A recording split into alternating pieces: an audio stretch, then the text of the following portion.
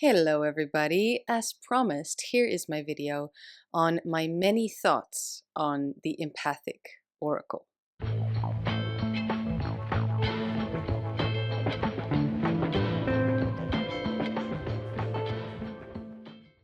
What I want to do with this video is to go through the deck and talk about cards that I didn't immediately understand, cards that I like, and cards that I don't like or didn't like and had to work with a little bit. So I want to talk about that process and how I read those cards.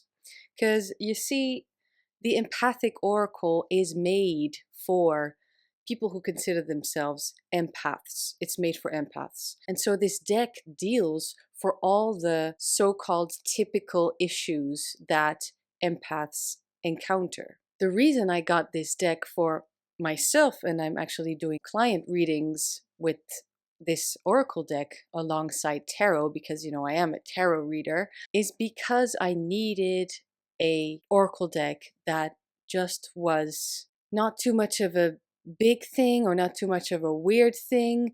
This is all quite easy to understand. It's nice messages. It's about taking care of oneself kind of thing. Also, it has a lot of similarities with the Living Altar Oracle, and that is a large, literally large oracle that's kind of difficult to shuffle, difficult to handle. And even though I love it so much, it did actually mean that it was difficult for me to use. I'm not reaching for it as much. Most of the time it's just there on my altar where I like it, actually. It really found its place permanently on my altar space, so I have a card to do some spells or rituals with, some intention work with, and then I also just have a few cards up for me to look at. To do readings with, though, it's definitely not my go-to oracle, but the similarities that the Living Altar Oracle, which is very nature, witch-based oracle deck, with the Empathic Oracle, is that there is somewhat of a system, meaning both decks have 4 season cards, they have the elements, they have something that might be translated to moments in life, so phases of life. There is some magical advice in this little deck. So it's been very useful and quite easy to read. But obviously there are some cards that I didn't immediately get. The first card I have here for you is the Desert card. Very beautiful, very actually reminiscent of the busy artwork of the Casanlar Tarot, also with the blue borders. I really love this card, but what do I do with desert and with this image? Now, the guidebook explained this, and it's a simple message, but actually a lot can come up for this. The message is there's beauty in most hidden places. Next card I didn't fully understand due to the interesting image. These are supposed to be faces. They do look like breasts. And then there's the title, Crowd Surfing, which obviously I'm all for, being into rock and roll music. I don't know if Mahavishnu Orchestra would do crowd surfing. The audience would do crowd surfing. I think I would. But in the booklet, it's actually about not sucking up everyone's energy. It's about that you shouldn't lose yourself. But I will, obviously, as I said, take it to more of a rock and roll concert place and say, as advice, if we ever get this card to myself or for clients, crowd surf as advice, as in do it, have fun, let go, let loose. And how about you be carried by a bunch of people? Get that support, accept the help and the praise or the cheer or just the fun moment. And okay, fine, all the faces look like something else, but that actually also takes me to another card that I have in another deck, the Secret Dakini Oracle, this reminds me of the Mother's Milk card. And I can combine that with my message of this image, which is basically how much the world has to offer and that we need an outlet. That would be the practical advice, like find your outlet. So together with that Mother's Milk card, which is partially about spiritual homesickness, and combining that with basically letting go, you kind of get a very similar energy to the lust card in the tarot. It means be drunk, rejoice, get this different, higher spiritual level, get on that spiritual level, find that higher awareness, a higher consciousness even. And this is an energy that we need in our lives. We need to let go. And I'd say that this card is about stop restricting and retracting and experience. So live and actively live, right? But I feel like I'm jumping ahead on things because sorry, I'm meeting a friend, it's her birthday, but I really needed to film this video for you guys because otherwise I feel it's not going to happen. So maybe I'm rushing things a little bit. I mean, I have my notes, but I don't know. Who can relate? Let me know. As I said, this deck is made specifically for empaths or people who consider themselves empaths. Now, I feel the deck is beautiful and I get it kind of thing, but I get it in my own way with my own intuition, what I get from the word and the image. Obviously, that's how it works. And it did explain to me the cards that I didn't get, except that crowd surfing will always have a different meaning than the booklet meaning. Because of the term, it's so very specific almost to me, and also the depiction, it's like we are working with a metaphor twice. It's not like we get a symbolic term on the card, but then we get a very practical and real image, or the other way around. It's actually we get twice the weird thing that doesn't really immediately have clear message. There's another card like this in the deck. Oh yeah, I'll show you. It's one of the cards I had to work with. I remember which one it was now. So fine, obviously the booklet did help me make sense of the deck. On the other hand, I feel I read this booklet, not everything, but many cards, honestly, last night because I was kind of preparing for the video. I'm a little bit disappointed in the tone of this booklet because I know not everybody will agree, but the tone of this book is kind of victim-like to me, which I don't feel is necessary for taking care of yourself. Hope I'm explaining this well. The tone of the book is, I'm an empath and I attract stinkers and I can't set boundaries and I can't make life decisions and I feel so much that I have these very specific problems, etc., etc. I actually wrote that down. No way I would have been able to say this to you, but I don't know. It's a little bit putting people into boxes and labeling, which is absolutely silly of me to say because obviously that's the point. This deck is made for empaths, people with empathic abilities, whatever that means, because I feel everybody has that, but people who actually encounter these specific issues in daily life, this is how they experience life. And so here I am, someone who kind of fights that term almost. I know I'm a horrible person, but I fell in love with the deck and I know it has some messages for me and for my clients because I've been using it for clients on Patreon as well. So yeah, I might be fighting the exact point of this deck. It's made for empaths and so it deals with all the so-called typical issues that they encounter. So I really shouldn't be saying anything about that. Yet I still find, this is another little critical point on the book, it's quite interesting.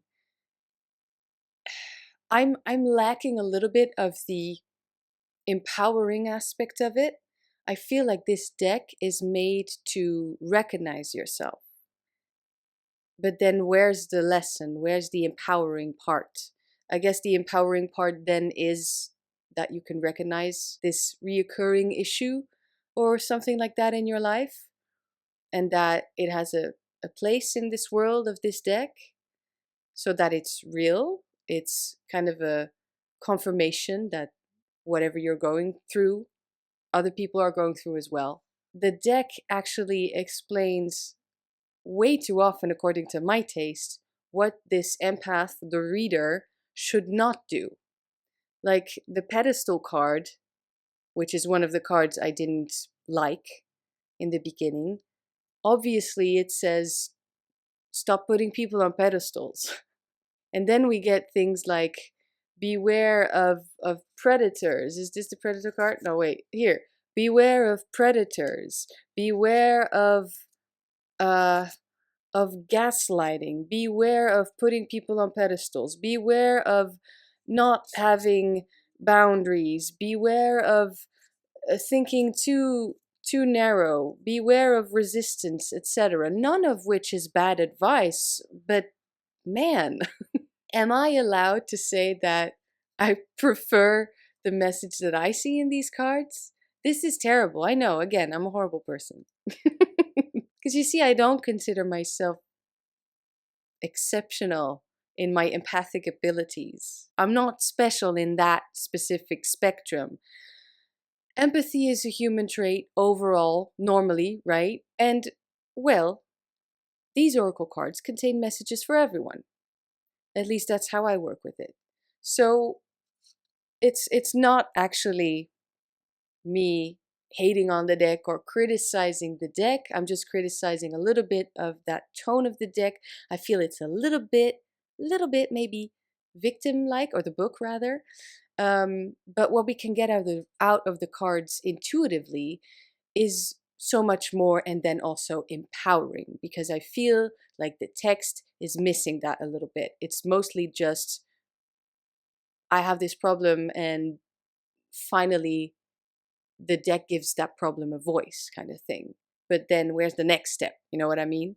So yeah, I might be stepping on some toes during this video, I don't know, but I just want to say that I really like this little oracle. It's working really well, and it has lovely images, and it incites nice healing messages. So I like that.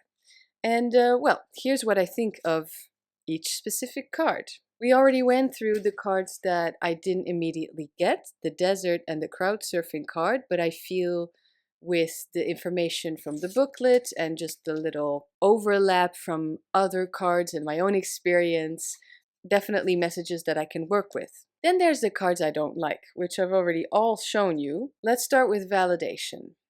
I already did a quite, I think, empowering reading with this card. I remember that. The messages do flow, but the reason I didn't like this card, this artwork, is because it looks exactly like the Black Lives Matter logo. Now, the phrase Black Lives Matter is absolutely important. I'd even say vital. But the company, or whatever that's called, turns out to be corrupt, right? Didn't it? So I had to work with this card a little bit more to not think of the world going to shit because it's ruled by money, basically. Which is, when working on oneself with an oracle deck or a tarot deck for that matter, or anything, you don't necessarily want to be pulled into the world issues, world problems, because we're trying to make sense of this, you know. Don't necessarily want to be pulled out of this practice, personal spiritual practice, which is just about well-being in the end, and then all of a sudden worry about the state of the world, kind of thing. Obviously, it can be connected, but this would be my state of the world card in this deck. But still, interesting. Obviously, the way around this, or the way that I'm reading this card, by the way, I know I was very blunt about that BLM thing, but is just that it's a beautiful, strong, rebel almost, fist in the air kind of thing. Like, you stand for your own rights, you stand your ground. It's about having a voice and protesting. When was this oracle made? It's very current state of the world, if you ask me. At least for me, it is. I mean, very confronting. At the same time, it's very strong, obviously. This fist, it's about ruling, getting your kingdom back, kind of thing. All right, my problem with the gaslighting card, how about we read it as follow your own light, trust your gut, your inner knowledge, intuition, and light your own path. This would be the equivalent of the Hermit card. Very Hermit-esque, I'd say. To the people who have experienced gaslighting, I know that this hits different. And the trust yourself message that I get from the image is much more complicated then and twisted. Yet the advice still stands. Here it is, the advice is still the same in the end. The card is here to say, this might be happening to you, beware of gaslighting, as I said. Then the advice here is, trust yourself, trust your inner knowledge. And then, yes, obviously, if we're actually talking about gaslighting, then make sure that you are free from this person who is doing this to you, because it's a type of mental abuse. And here again, actually, we have this term which I feel is quite new and doesn't actually mean what it means. That makes sense? And then we also have this depiction which just shows a light or a gas lamp, however that's called. So again, with the double thing depicting the term, the word and the image are both the term gaslighting, instead of at least one of the two clearing up the actual topic of what it means, if that makes sense. Next card I wasn't a fan of, Predator. This card is tied to the gaslighting card in the book. I'm not sure, but the book really is all about being an empath in relationship to others. So there's a lot in there about romantic relationships and what types of people empaths attract, etc. So yeah, beware of predators, right? We get it. But how about, and yes, sure, we don't want to be sucked dry, but how about we read this card, this message, as something very fierce, because it does look fierce, doesn't it?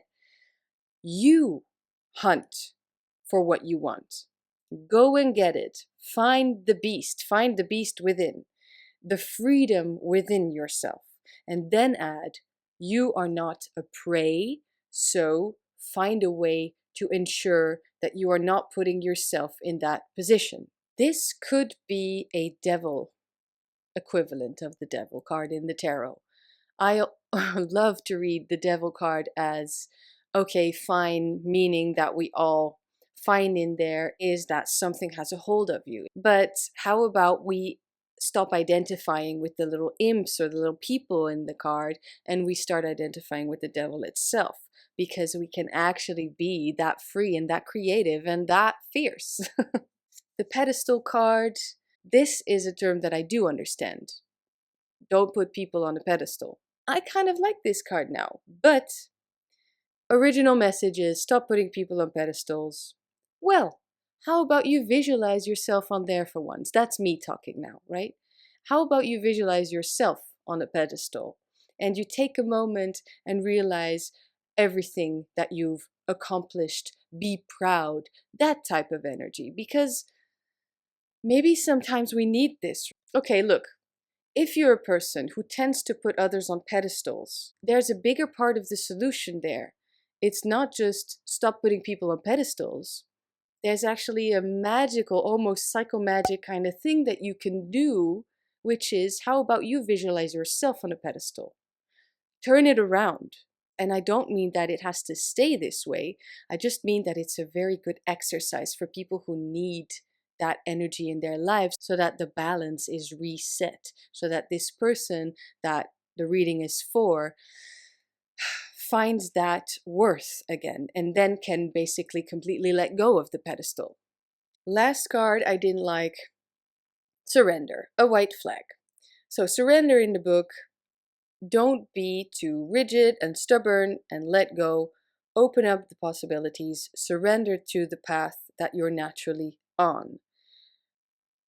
The only thing I don't like about this is the white flag, because actually it reminds me of a flag that is waved in battle when you've lost. That is not the way to look at it. That's not the way to look at this card. Just like in the Living Altar Oracle, I consider this now the surrender card, even though there's actually a chaos card in this deck, which really does mean surrender, source, chaos, beginning. Anyway, the void. But this is the first card out of the cards that I don't like where I actually appreciate the book message more than what the image triggers inside of me. Because you see, in magical practice, surrender means surrender to source. So it very shortly explained what the bigger picture, however you call that, has in store for you. Now stop fighting it and just go where the energies are headed. It's a very similar message, just with different connotations, because I don't see myself waving a white flag in this scenario. You know what I mean? It's just a weird depiction to me, that's all. Now let's look at the rest of the deck. It starts off with the chakras, which is very beautiful. I actually really love this card, the facial expression. It's very beautiful imagery. I know, sometimes it's very simple, very basic, very back to basics, very simplified, but I don't mind this heart for the heart chakra because it's so incredibly accepted in the collective that, when we see this shape, it's a heart and it means love. Solar plexus, and then the sacral chakra, which I must say is my least favorite card out of the chakra cards. It's just a little less clear to me. But if you see anything specific in there for the sacral chakra, let me know. And then the root chakra, which I love because we get a beautiful tree and some roots. Next we have the elements. These are also very, very clear.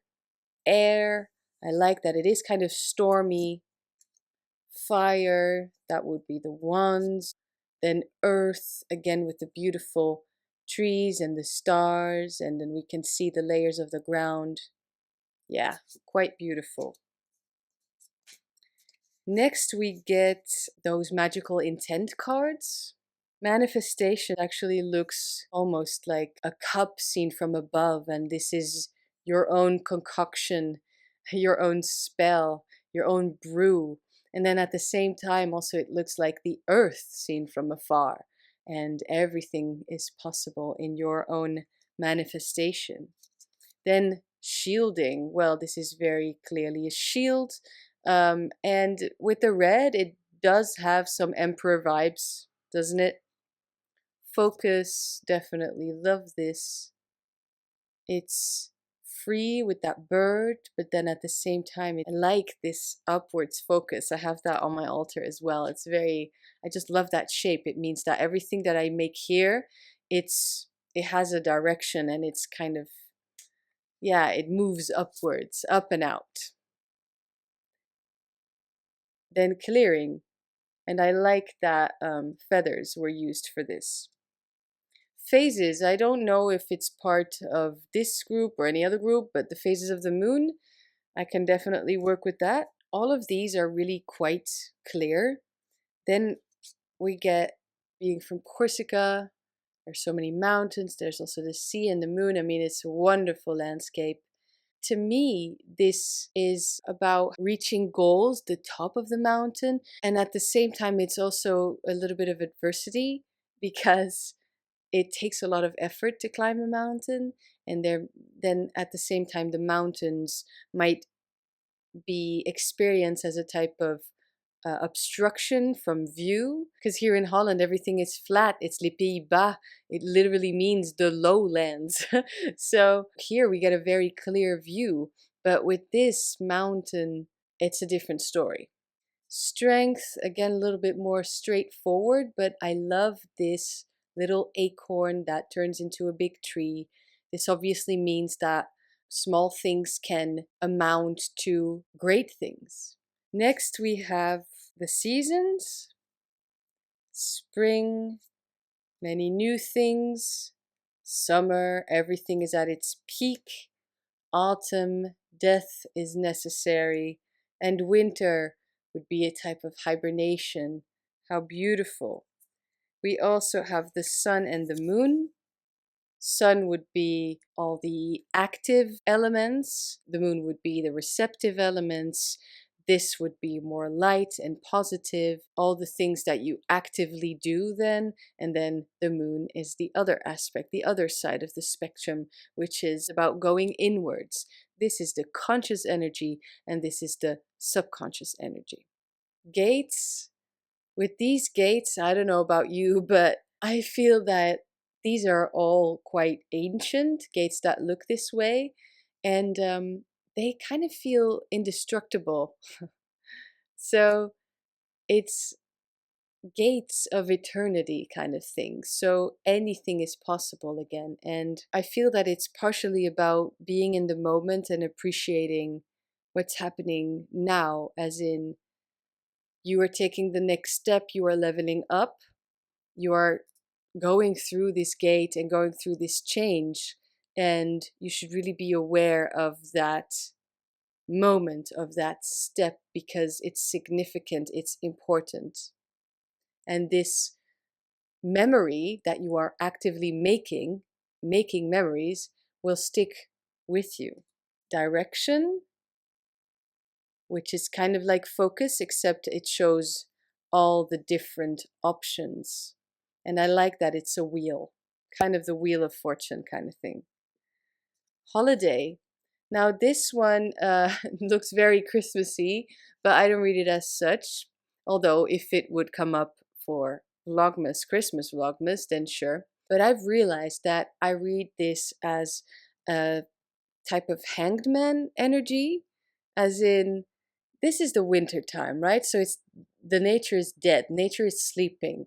But yet there's this tree, although with the evergreens it still doesn't look very healthy, except there is still this, could be an ornament, but it could also be a fruit.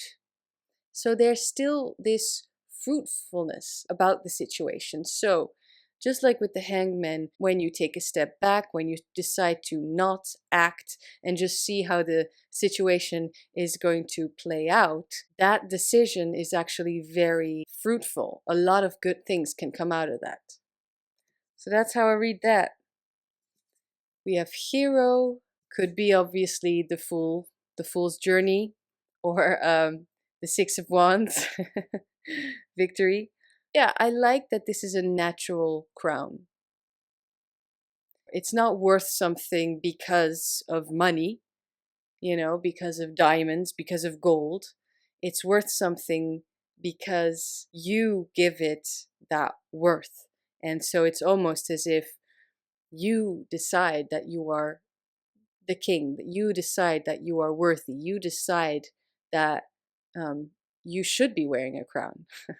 Chaos, which I've already explained a little bit, I read as source, and anything is possible, beginning. Adversity. Now, I'm not sure if this is what's meant in the guidebook, but I believe these are lotuses, and they're very beautiful. It reminds me of the 12th deck. It's very nice. But to me, at least, it means that the beautiful flower came from mud, had to face a lot of blocks and adversities in order to get to the surface and bloom. So if this little flower can do it, so can you.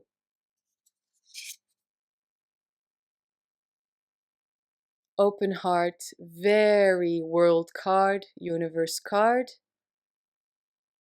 Authenticity. So here again, the book probably is talking, I don't know, and I'm assuming now, but the book might be talking about take off your mask, right? Except that, what about the masks that are actually helpful because they are roles that we need to play in life? Right now I am a video maker. yesterday I was dance teacher. Later tonight I will be partner. You know what I mean? Just like the court cards kind of thing. Um, this is all part of your personality. So it's important to also know, of course, who is behind the mask, who is this person. But then I think the mask can also transform, because the mask is also a very magical thing. It also means that you become whoever or whatever entity you put on. You take that in. It actually takes me to a place of ritual, like a passage rite almost. Okay, we have time cards. Past looks like a ghost. Present, very nice that it's what's it called, seedling. And future, which apparently is a rune. The guidebook doesn't explain that. Yeah, interesting choice.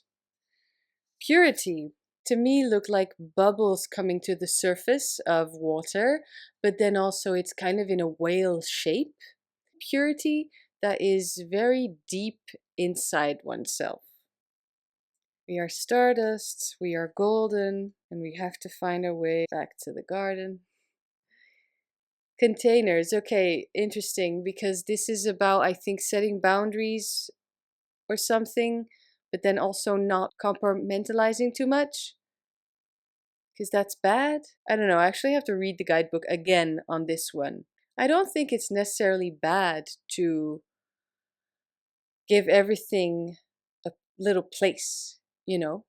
So these can be thoughts, but they can also be emotions. It's as an adult in this busy life necessary for us to actually know, okay, I don't have time for this right now. I have to focus on this. And in order to not get overwhelmed, you kind of put it away. Not too long, obviously, because it does mean you have to open the lid again of the container and actually deal with it and actually make sure it doesn't become a growing problem or shadow or anything like that, you know. But I'd say that this could be advice, could very well be advice. Entanglement. The guidebook again said, not again, this time I know. The guidebook said sometimes you get stuck and entangled into things that you don't like, so you have to cut the cords. I saw in this card the High Priestess because of the beautiful netting, the nets. It's as if there's a beautiful net of stars, a cosmic net of stars that is held up for you and for everybody here, every soul, so that if you fall, if you ever fall, you are still caught in this net and we are all connected by this net. So this entanglement, to me, was actually a good message. Balance.